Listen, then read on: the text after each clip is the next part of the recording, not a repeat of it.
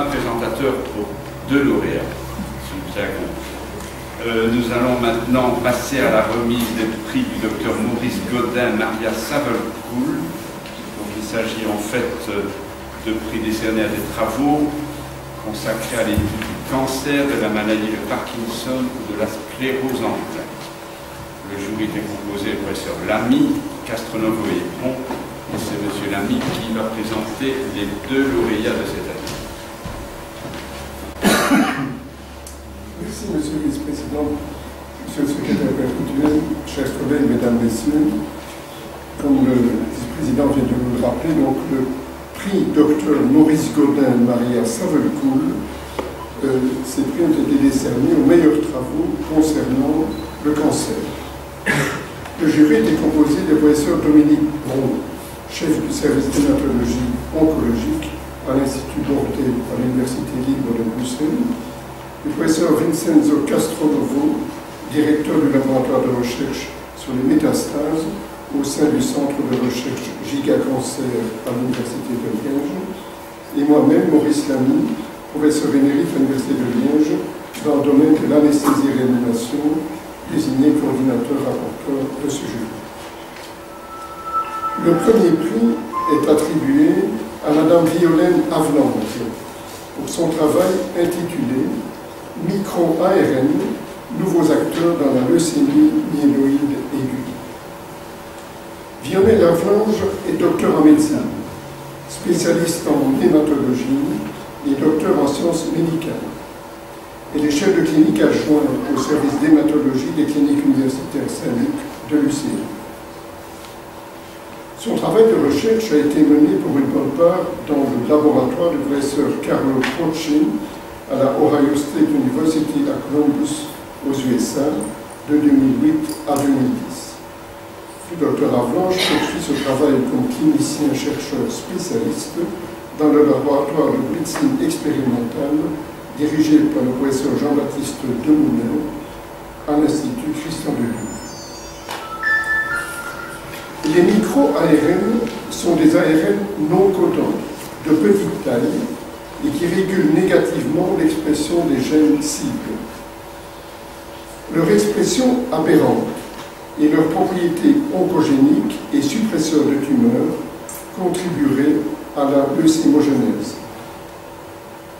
Les travaux du docteur Avelange ont mis en évidence dans la leucémie myéloïde aiguë des voies de signalisation dans lesquelles sont impliqués des micro-ARN, notamment l'immunité et l'inflammation, l'apoptose et les modifications de la chromatine.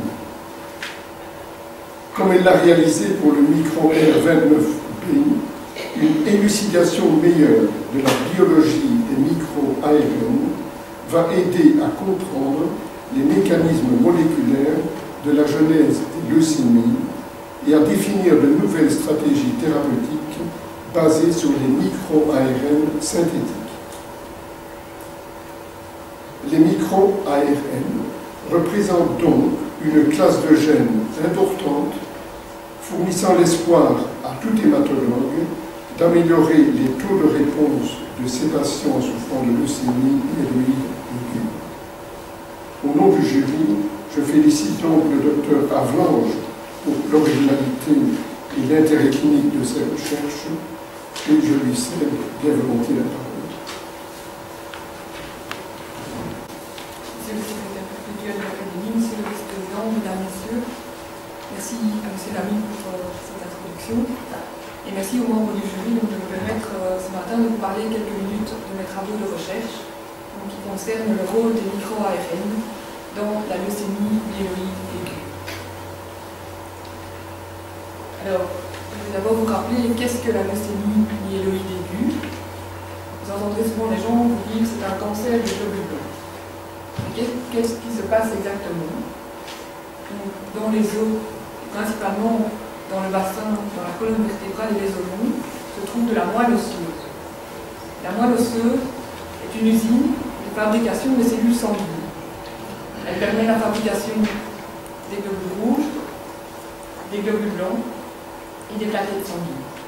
Et donc dans la moelle osseuse se trouvent des cellules souches, des cellules jaunes, immatures qui ont la capacité de se multiplier, de s'auto-renouveler pour se maturer et former des globules rouges, des globules blancs et des plaquettes.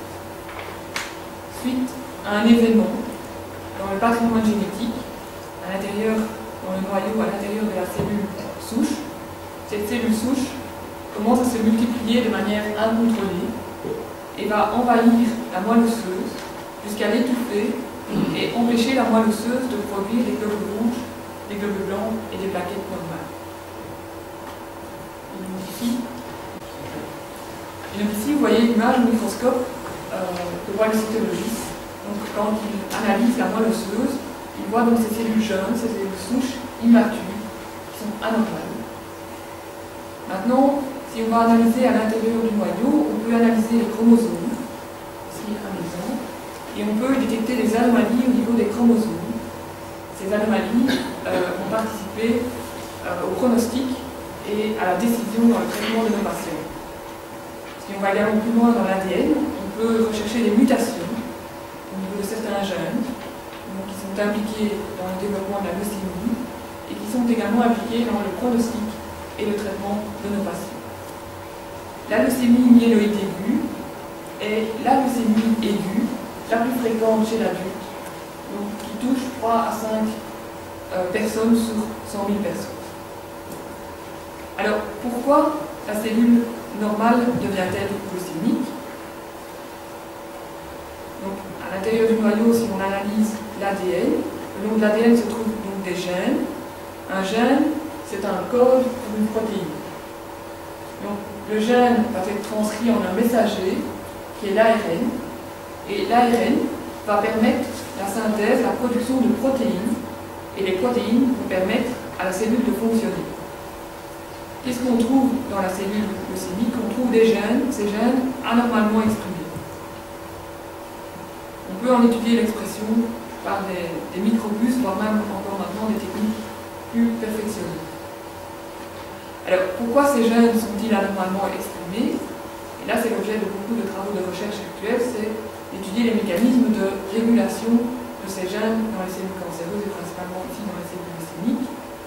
Et moi, je vais me focaliser sur un des mécanismes, que sont les micro-ARN. Donc, les micro-ARN, ce sont des ARN de petite taille, qui, contrairement aux gènes que je vous ai montrés tout à l'heure, ne codent pas pour une protéine, ils sont non codants, mais ils vont aller réguler l'expression de gènes cibles. Et on en découvre de plus en plus, et ces micro-ARN peuvent contrôler jusqu'à 20 à 30% de tous nos gènes. Probablement qu'on ne les a pas découverts tout de suite, enfin on les a découverts avec un peu de retard parce que ces micro-ARN étaient de très petite taille. Et donc ces micro-ARN vont aller empêcher la production de l'ARN, messager, et empêcher la production des protéines. Et donc dans la cellule leucémique, on a mis en évidence que plusieurs micro-ARN sont anormalement exprimés, sont anormaux. Et on peut également étudier l'expression de ces micro-ARN par des microbus. Donc, les micro-ARN sont dérégulés dans la cellule leucémique et la question de mon travail était quels sont leurs rôles dans le développement de la leucémie, donc dans la leucémogenèse. Le premier travail a été de corréler les résultats de ces microbus qui permettent d'étudier l'expression des micro-ARN et l'expression des gènes dans les cellules leucémiques de patients. Et cette corrélation a pu mettre en évidence que les micro-ARN avaient probablement un rôle fondamental dans ce qu'on appelle l'hématopoïèse, donc le développement des cellules, la formation des cellules sanguines, dans les défenses immunitaires, mais également dans l'inflammation, dans l'apoptose qui est la mort cellulaire, et dans le remodelage de la chromatine qui sont les protéines qui entourent l'ADN. Alors, mon deuxième travail a été d'étudier la fonction d'un micro-ARN particulier, qui est le micro-ARN 29B. Donc, tous les micro-ARN sont nommés avec des chiffres. Il y en a actuellement plus de 2000. Donc, ne regardez pas les graphiques, je vais vous en expliquer les conclusions. Et donc, on a étudié ce micro-ARN-là parce qu'il était peu exprimé dans les cellules leucémiques.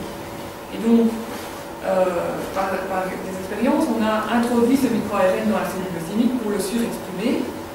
constaté que les cellules se multipliaient moins. Donc le micro-ARN 29B réduit la multiplication, la prolifération des cellules leucémiques et également induit la mort cellulaire. Donc, un outil intéressant futur, peut-être pour un traitement adjuvant chez les patients souffrant de leucémie aiguë.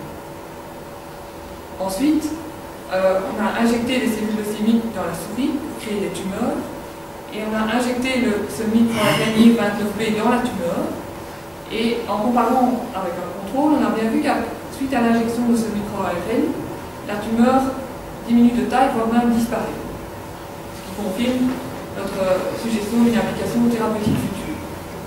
On a été plus loin dans l'analyse des gènes cibles, et parmi les gènes cibles intéressants, on a trouvé des gènes impliqués justement dans la prolifération, dans la multiplication des cellules, ou dans la mort cellulaire. Troisième travail, toujours avec le même micro-ARN, MIR29B, on a étudié sa fonction dans la méthylation des gènes. Alors, méthylation, c'est un mot un peu compliqué. Et donc, il y a une certaine réaction chimique au niveau, un processus chimique au niveau du gène qui contrôle la production du gène et des protéines. Et donc, on a constaté que ce micro-ARN 29B va diminuer ce processus de méthylation et va ainsi favoriser la réexpression de gènes importants. De gènes suppresseurs de tumeur, mais qui dans la tumeur étaient trop peu exprimés. Ce serait également une application thérapeutique future possible pour ce même micro-ARN. Enfin, on a étudié le taux d'expression de ce micro-ARN MIR29B chez les patients souffrant de leucémie avant de commencer un traitement. Comme vous voyez ici sur ce graphique, chez les patients qui expriment peu ce micro-ARN 29B, ils répondent moins bien à un certain traitement par rapport aux patients qui l'expriment plus. Et donc, le taux d'expression du micro-ARN 29B pourrait être un indicateur pronostic et un indicateur également qui pourrait nous guider dans le traitement des patients en se disant, s'il exprime fort avant le traitement, on va lui donner tel traitement, s'il exprime peu, on lui donnera plutôt un autre traitement. Tous ces résultats doivent être validés sous d'autres cohortes de patients. Voilà, j'espère vous avoir convaincu en quelques minutes que ces micro-ARN, même s'ils sont de petite taille, peuvent améliorer notre connaissance actuelle de la biologie de la leucémie myéloïde aiguë et avec un grand potentiel, un grand espoir pour des applications cliniques futures, tant au niveau diagnostic que pronostic et thérapeutique. Merci pour votre attention.